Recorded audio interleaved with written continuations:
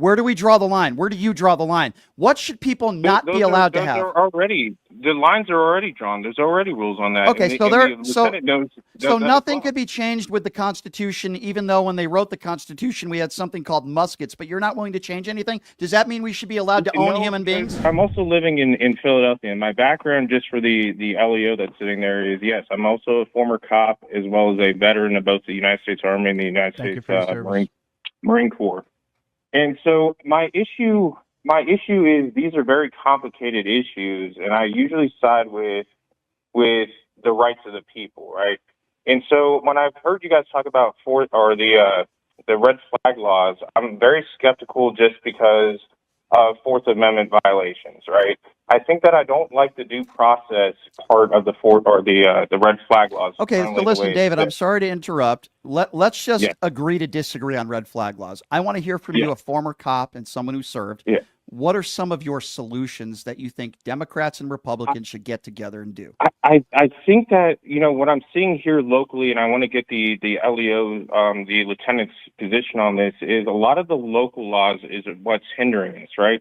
So let's say in Philadelphia, they got rid of Terry searches, which was one of the strong tools that we used to use to be able to not really pat down, but be able to frisk for weapons. So it's a hindrance for us to be able to, I think it was about a year ago, we had a mass shooter in Philadelphia, but the Philadelphia cops weren't allowed to do the basics that would be able to even consensually stop this guy with an AR-15. Let me say a couple of things.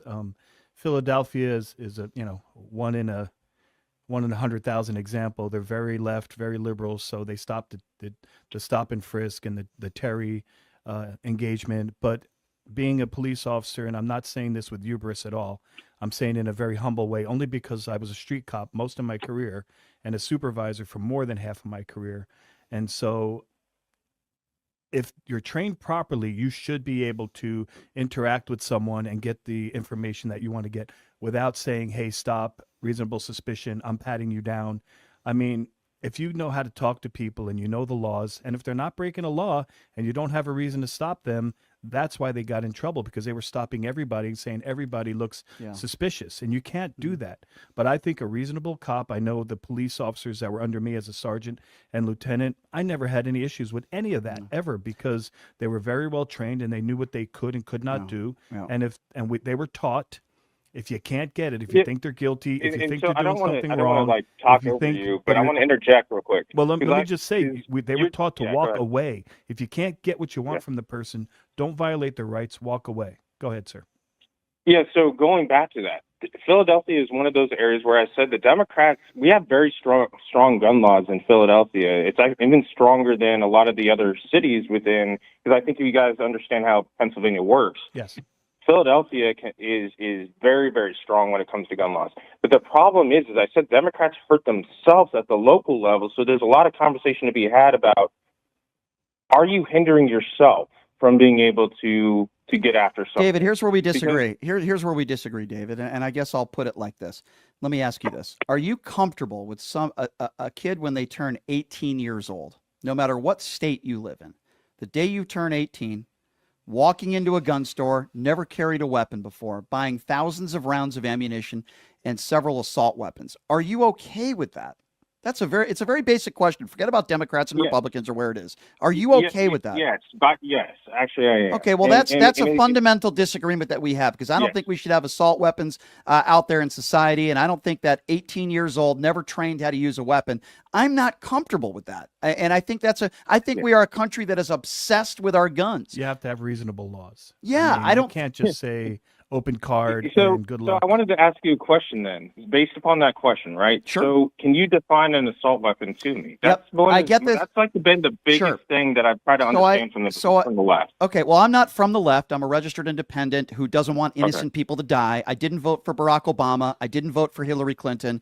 I'm for capital punishment. I'm for border security. And I don't know why people automatically assume, because I don't want innocent people to die, and I think our gun laws need to be stricter, for lack of a better term, that I'm on the left. I don't know why people do that. So you're wrong about that. That's number one. Number two, okay?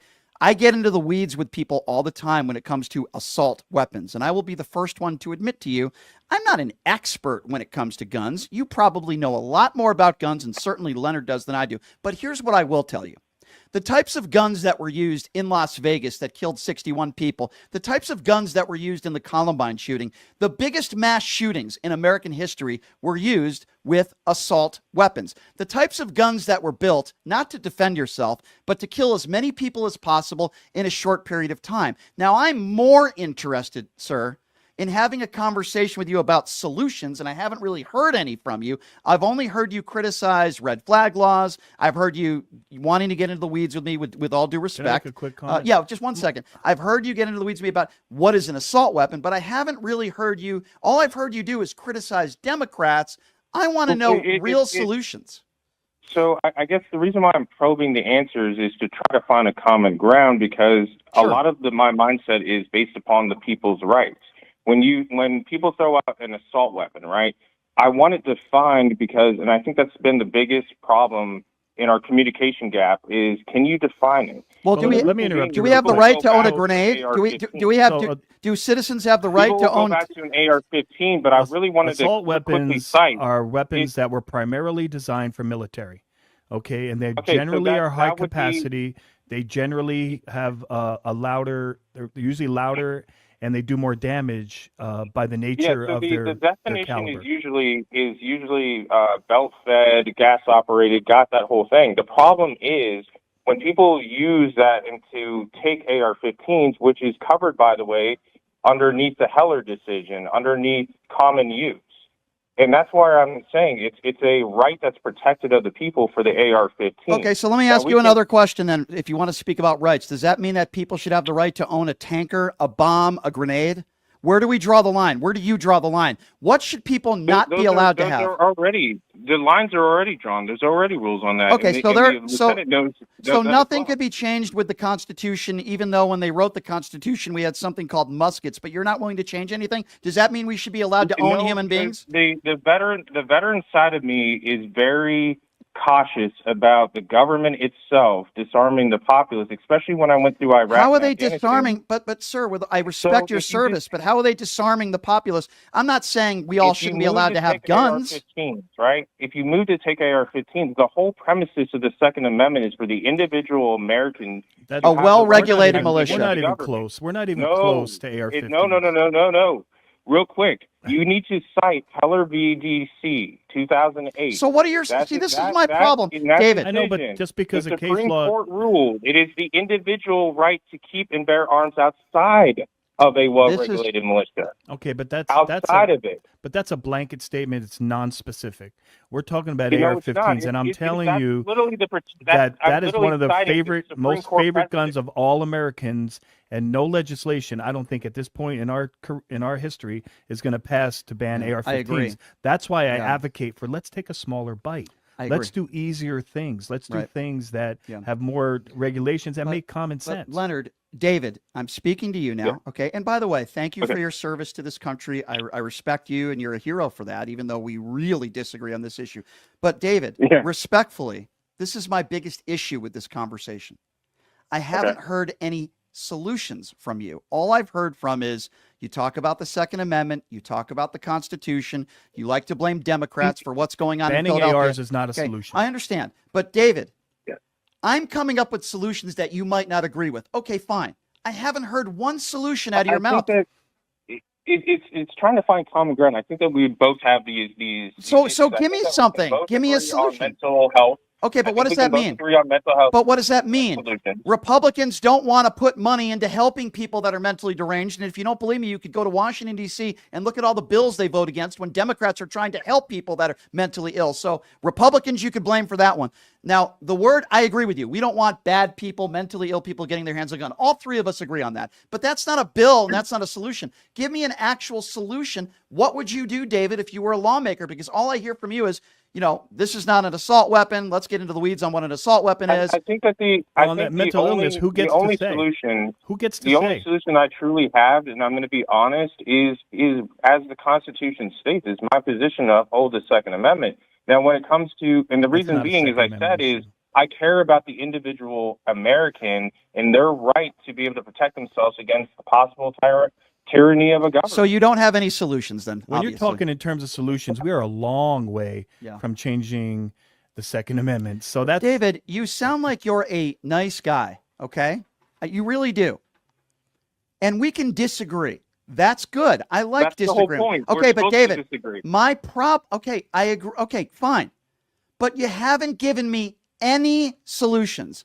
And I get frustrated. I think the solutions, as I said, is enable the police officers, right? Enable at the state function. We're talking about federally. You're really not going to change the Republicans' position at the federal. But at the state, enable the law enforcement agencies to do the background check stuff correctly, which, people like Hunter Biden. They do background checks. Police do background checks. Leonard, you can help me on that one. The whole background check stuff, that's just normal. We already do it.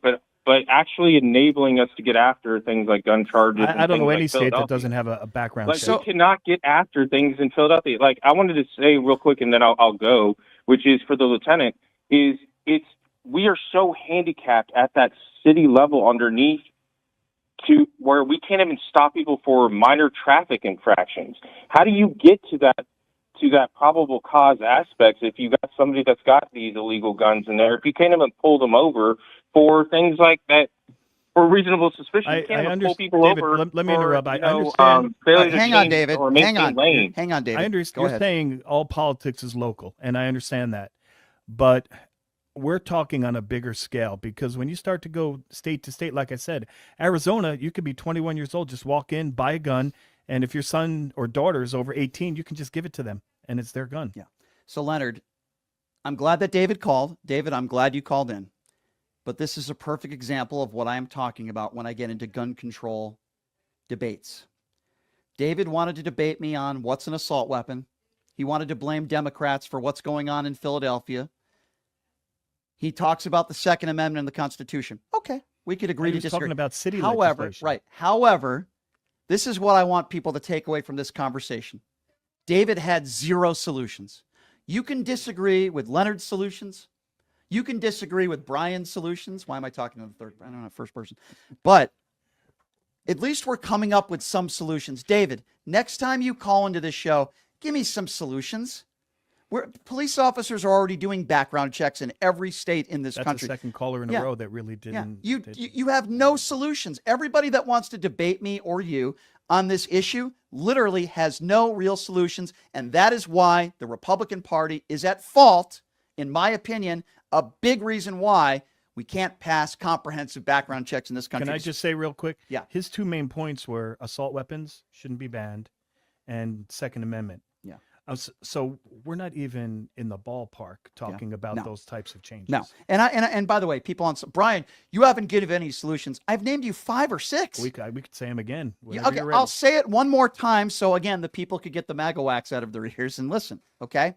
I personally believe there should be some sort of mandatory training, maybe a 2-hour class, teach you how to hold the weapon, teach you how to shoot a weapon, how to store the weapon. That's it, just 2 hours. I understand driving a car is a privilege, but in my opinion, you have to take a test when you get your driver's license. You have an instructor. Same thing with a gun. Give me a 2-hour mandatory Nevada training used class. to have that. Right. You used to have to take a class for a gun safety permit. Right. And we did it away with it in 2015. And you know who controlled the legislature in Nevada in 2015?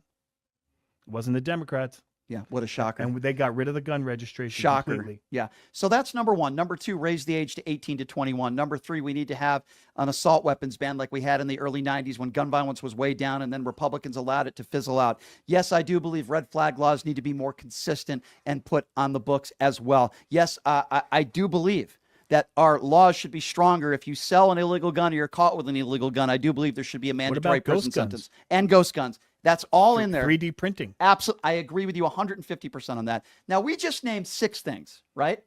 Give me 2 of those. And don't tell me we're not coming up with solutions, because I haven't heard one from some of you maggots out there. We just gave you 6. Give me 2 of those things. Do we need a barrel magazines that hold 250 rounds? Do we need? I can go right now to a gun store locally and buy one that has 100 with 2 drums, one on each side, and they're legal. There's no law against them.